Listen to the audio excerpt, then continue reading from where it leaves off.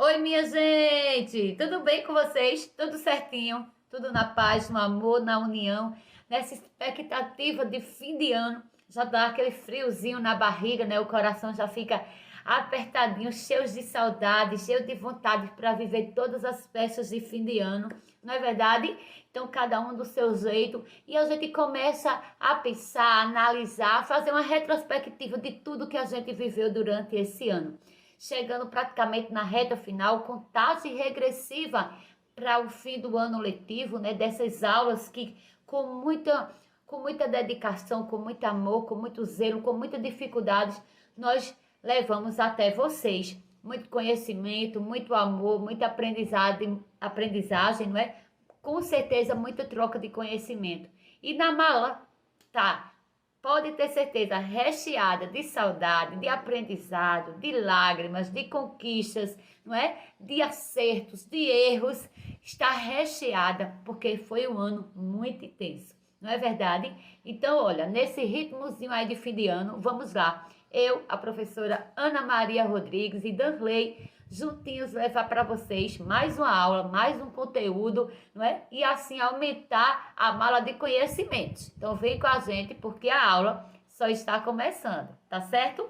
Então, hoje vamos trabalhar sobre o gênero textual biografia, certo? Vamos fazer uma revisão aí sobre esse gênero textual. Vamos tratar também, né, um exemplo de uma biografia de uma pessoa bem importante, bem querida por todos nós, tá certo? E também vamos dar uma estudada, uma revisão geral sobre gráficos. Então vem com a gente, se concentra, pega aí todo o material para fazer as anotações, porque a aula hoje, olha, está bem intensa, cheia de conteúdo, de conhecimento para ser passado para vocês e com certeza a gente aprender muito com vocês também, tá certo? Então vamos lá. Olha, quando eu falo em biografia, o que é biografia? Uma narração escrita. Vamos revisar o que é narração. O que é uma narração? É um texto narrativo, onde tem não é, a presença de quem? Do narrador, que temos dois tipos de narradores. O narrador observador e o narrador personagem. O narrador observador é aquele que só conta a história, que só conta a vida de alguém, certo? E narrador personagem é aquele que conta a história e também participa dela, certo? Então, se eu estou contando a minha própria história, não é? Se eu estou narrando a minha própria história, ou seja, eu sou o narrador personagem, porque eu estou contando algo que eu estou vivendo, que eu vivi, certo? Então, narrador personagem, participe e conta da história.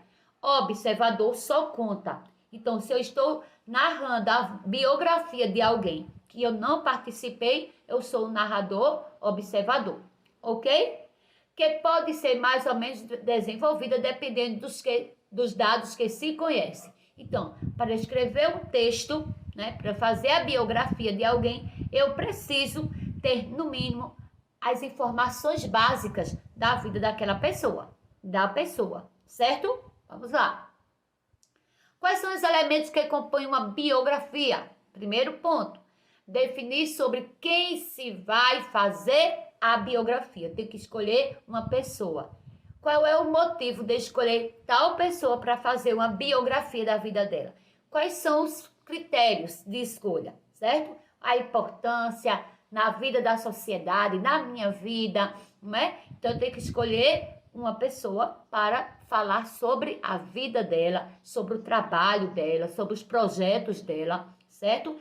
Recolher informações sobre a pessoa que se vai fazer a biografia. Então, recolher a maior quantidade de dados sobre a pessoa, a maior quantidade de informações sobre a pessoa.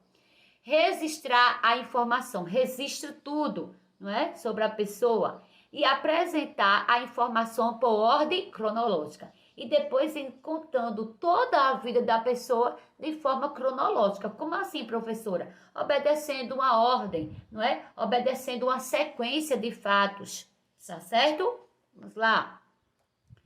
E quem, na maioria das vezes, nós escolhemos para falar sobre a pessoa, para fazer a biografia de alguém, né? Pode ser uma cantora, pode ser um artista, pode ser um jogador, pode ser um professor, pode ser um autor, pode ser um cantor, não é? Uma pessoa que se faz importante na minha vida, se faz importante na vida da sociedade, na vida de alguém, certo? Informações importantes a se registrar no momento que eu vou fazer uma biografia de alguém. Vamos lá, revisar. Data e local de nascimento, onde e quando nasceu, não é? Se o biografado já morreu, refere-se também à data e o local de morte, assim como as causas, não é? Se já morreu, também informar data, não é? Local, como aconteceu a morte, não é? Dados familiares, antecedência, se é casada, não é? Onde está morando, não é? Toda uma trajetória, sem esquecer da ordem cronológica, tá entendendo, minha gente? Para quê? Para que eu não comece na infância, vá para a vida adulta, depois volte para a adolescência. Então, obedecer toda uma ordem cronológica. Os estudos que se fez e a sua profissão, a área educacional dela, educacional da pessoa, não é?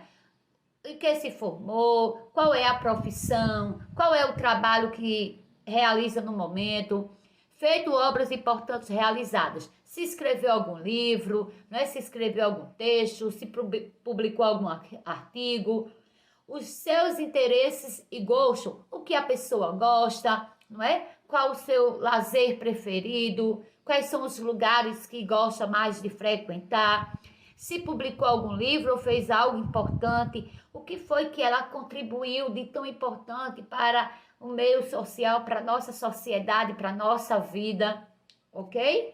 Pontos assim que devem ser investigados, tudo com antecedência para depois só fazer a escrita.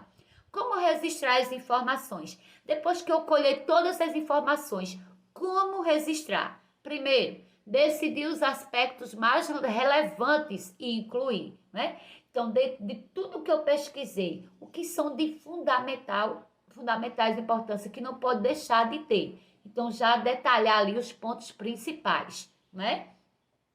Ordenar as informações por ordem cronológica, né? As datas ou outra. Ou então você colocar, se não for em ordem cronológica, uma ordem, uma sequência que tenha sentido, que não vá e volte, não é, dentro das informações. Para quê? Para que o leitor, né, que vai ler, ele compreenda, ele veja uma sequência de fatos.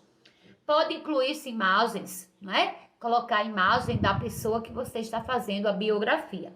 Registrar os documentos consultados para incluir, né, na bibliografia, onde você coletou esses dados. Então, vai para bibliografia, é o local onde você coloca todas as referências de onde você pesquisou esses dados, certo? Cuidado para não confundir. Biografia é sobre a vida de alguém. Bibliografia são as fontes de onde você adquiriu todas as informações, as fontes bibliográficas, certo? Olha, cuidados ao registrar informações. Utilizar frases simples e pequenas, não é? Para que o leitor ele tenha facilidade em compreender. Uma linguagem cuidada, não é? Sem utilizar gírias, utilizar uma linguagem padrão, uma linguagem formal. Não fazer cópia integral, não é? Das informações encontradas, ou seja, não copiar tal qual como você pesquisou, não é? Onde você adquiriu as informações, mas ali você fazer a sua própria escrita, né? Com base naquelas informações, e não o famoso Ctrl+V, Ctrl+C, certo? Registrar as informações mais importantes. É importante você coletar todos os dados e depois selecionar, né, os dados principais, os dados fundamentais sobre aquela pessoa, para assim você realmente fazer uma biografia com dados importantes, certo? Não apresentar fotocópias também é muito importante. Então, olha, com base aí nessas dicas, só é colocar em prática e assim você ir fazendo a biografia e treinando e lendo, não é, as biografias de várias pessoas que contribuíram tanto para a evolução, para o progresso do nosso país, certo? Vamos embora. Olha aí, apresentação da biografia. O que é que não pode faltar, né? Mais uma vez vem dar aí um foco, definir o suporte, texto escrito, apresentação oral, apresentação em multimídia, representação, o que o professor definir, né? Sempre a gente tem como base, né, o que o professor definir como for uma atividade de casa. E como for uma pesquisa, né, de interesse seu, pessoal, sem ter alguém lhe indicando essa atividade, aí você vai a partir da sua escolha, a partir da sua necessidade, a partir da sua curiosidade. Certinho? E aí, vamos conhecer um pouquinho, não é, sobre a biografia de quem? Deste homem, não é? Desse ser humano que tanto fez, que deixou marcas positivas para a nossa vida, para a nossa sociedade, né? Uma história de luta, uma história de conquista, uma história de muita batalha, mas também uma história, não é, de não desistir dos seus sonhos, não é? Como é bom a gente conhecer histórias que tem luta, que tem batalha, que tem conquista, mas que não teve desistência, não é? Dos seus sonhos, dos seus ideais. Porque tudo a gente pode, nada é impossível, não é? Só basta força, coragem, determinação. Não é isso? Então vamos lá conhecer um pouquinho sobre a biografia desse homem tão importante. Já conhecem? Olha direitinho a foto. Acredito que todos já, se não lembram o nome, mas já viram essa fotografia, essa imagem nos livros, revistas, jornais, nos meios, né, de comunicação, internet. Então, quem é essa pessoa? Olha aí o nome. Herbert José de Souza, conhecido como Betinho. Eu já falei, né, no início da aula que iríamos conhecer um pouquinho da história de Betinho. Ele nasceu, né, no norte de Minas Gerais, já apresentando vários problemas de saúde, como hemofilia, né, e tuberculose. A carreira dele foi na época da ditadura militar, né? Betinho, ele se formou em sociologia em 1962. Em 1964 se integrou à resistência contra a ditadura. Em 1971 partiu para o exílio político e somente voltou 8 anos depois, em 1979. Veja as informações, não é? Sobre Herbert de Souza, sobre Betinho.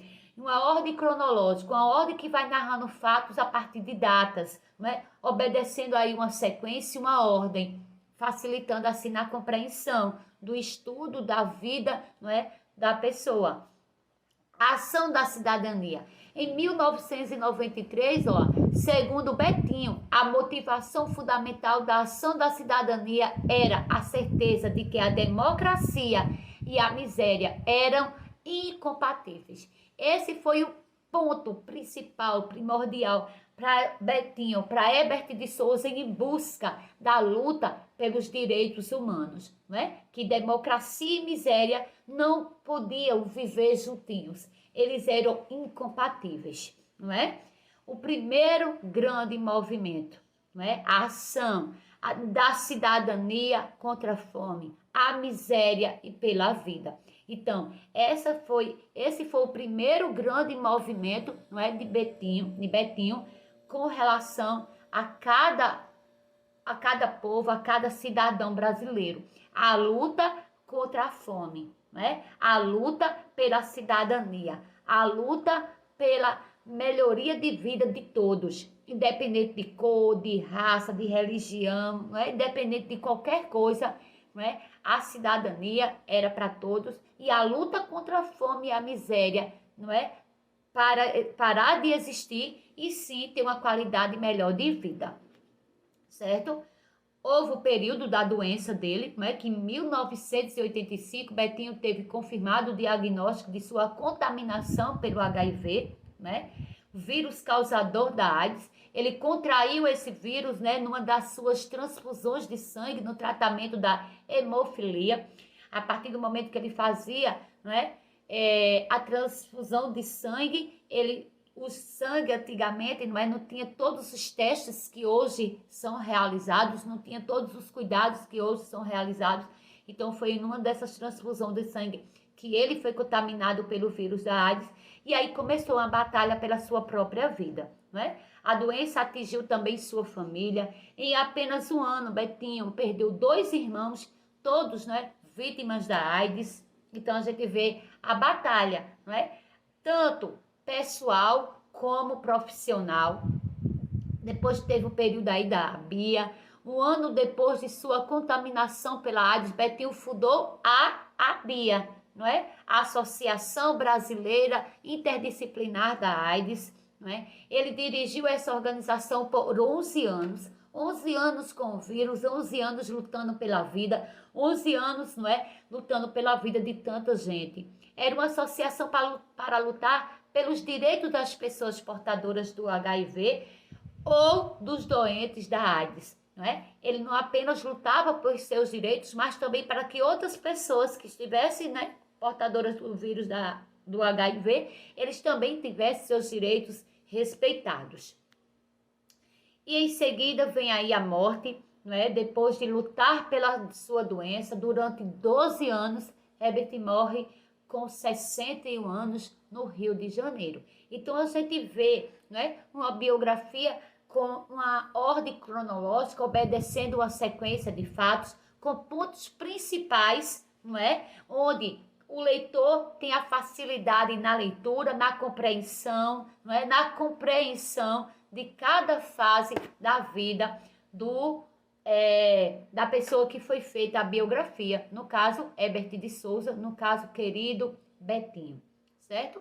E termina aí com a frase: a alma da fome é política, Toda a sua vida era a sua luta constante contra a fome, contra a miséria, para que todos nós lutássemos, Para que todo mundo tivesse os seus direitos garantidos, mas além de garantidos, respeitados na prática do dia a dia, Que possamos ter também como forma de luta Betinho, Herbert de Souza, A gente lutar sempre, não apenas por casos pessoais, mas também sociais, coletivos, certo? E como eu falei, depois de estudarmos e revermos sobre a parte da biografia, vamos focar aí nas informações dos gráficos. A importância dos gráficos na realização de dados, na realização de atividades, na realização de informações. Para que servem os gráficos? Você já viu gráficos, como o apresentado ao lado? Você já viu esse tipo de gráfico? Acredito que você já viu, Em livros, revistas, nas redes sociais, internet, Eles aparecem com frequências, em jornais, revistas e outros meios de comunicação. Usando gráficos é mais fácil visualizar e comparados, Facilita tanto na visualização dos dados como comparar um dado com o outro, um conteúdo com o outro, um ano com o outro, certo?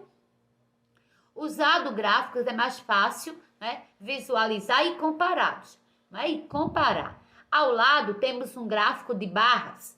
Esse é o de barras, mas temos o de setores, temos o gráfico de colunas. Existem vários tipos de gráficos que vêm facilitar o nosso trabalho. Muitas vezes o gráfico tem um título que informa o assunto que ele trata. Nesse exemplo aqui temos produção de bicicletas Superbikes, no primeiro semestre de 2001. E aí todas as informações coletadas, todas as pesquisas feitas foram apresentadas no gráfico, de forma simples, prática e direta. Observe que cada barra se refere a um mês, Os meses estão marcados no eixo horizontal. O eixo vertical fornece o número de bicicletas produzidos pela indústria em cada mês. Então, horizontal, vertical. Vertical, a quantidade de bicicletas. Na horizontal, os meses. Qual foi o mês aí que produziu mais bicicleta? O mês de janeiro. Foi produzidas quantas bicicletas? 300 bicicletas, certo? E aí a gente vai tendo um estudo, uma informação de dados e também uma comparação para saber qual dos meses, não é? Maio não, o mês que mais vendeu bicicleta foi junho, o que menos vendeu foi janeiro, né? A ordem aí dos meses, certo? Vamos lá. Observe o gráfico e responda. Qual é o título do gráfico? Produção de bicicletas superdotadas no primeiro semestre de 2011. Esse é o título do gráfico. Ele indica claramente o assunto, venda de bicicletas, não é? Quantas bicicletas foram produzidas em janeiro? Olha aí, 150. Em que mês a produção de bicicleta foi maior? Janeiro ou, vamos lá, junho. Só quero dizer que é janeiro, minha gente. Junho. Em que mês a produção de bicicleta foi maior? Junho. Agora sim, certinho. Em que mês a produção de bicicletas atingiu o dobro da produção de janeiro? O dobro. Então, se em janeiro foi 150, qual foi o mês que teve o dobro? Junho, 300 bicicletas, certo? Então, aí a gente consegue entender toda a pesquisa, fazer comparações e ficar tudo certinho, certo? Vamos lá. Agora, eu trouxe para vocês outro tipo de gráfico, tá certo? Que vai mostrar sobre a insegurança alimentar no Brasil. Lembra que a pessoa que a gente fez o estudo biográfico foi Betinho, que era uma luta contra a fome? Pois é, o problema da fome, minha gente, ainda está presente no nosso país. E com a pandemia, a insegurança alimentar, não é, vem aumentando consideravelmente. Então, o gráfico aí, ele mostra leve pelo tracinho azul, o moderado pelo preto e o grave, não é, pelo vermelho. Então, a gente vai observando o quê? A insegurança alimentar no Brasil. Que as pessoas têm a alimentação certinha durante o dia, no mínimo as 3 refeições por dia. Essa insegurança de ter alimentação todos os dias vem aumentando, não é? Consideravelmente. Esse gráfico mostra o quê? O período de 2004 a 2020, não é? Então, durante esse tempo, 2004 a 2020, a insegurança alimentar no Brasil aumenta, não é? O azul, o nível leve, não é? O preto, o moderado, o médio e o mais grave. A maior quantidade de pessoas que está com essa insegurança alimentar no Brasil é a linha vermelha, não é? Que começou em 5 e já terminou em 15,0%. A gente vê que quanto mais o tempo vai passando, mais as pessoas vão tendo insegurança na alimentação do dia a dia. Isso indica o aumento na fome no nosso país. Olha aí, outro gráfico, não é? Mostrando, não é, de outra forma, as pesquisas que foram feitas com relação à segurança alimentar nos domicílios, né, nas casas, nas famílias, entre agosto e dezembro de 2020. Olha aí, segurança 40,6%, menos da metade da população, não é? Tem a segurança da alimentação, como também mais da metade, não é, da população vai ter aí a insegurança alimentar. Isso varia desde a leve até a mais grave, certo? A leve 31,7%, a moderada 12,7% e a mais grave, não é? As pessoas que têm mais insegurança ainda, a que passam por mais necessidade, vem mostrando aí 15% da nossa população, certo? Esse gráfico aí é o gráfico de setores, conhecido também como gráfico de pizza, certo? Vamos lá. E aí? Agora é hora de praticar. Preste atenção agora na sua atividade de casa. Preste atenção em cada dado informado aqui nessa aula. Pesquisa, organiza os dados, organiza o que existe de principais informações e coloca em prática aí a atividade, compartilha com o seu professor, tira as dúvidas, não é? Vamos terminar aí o ano letivo consciente de que cumprimos com os nossos deveres, certo? Para assim a gente terminar o ano bem, tranquilo e fazendo planos já para um novo ano que está batendo na nossa porta, tá bom? Um beijo, fique com Deus e até a próxima aula, se Deus quiser. Tchau!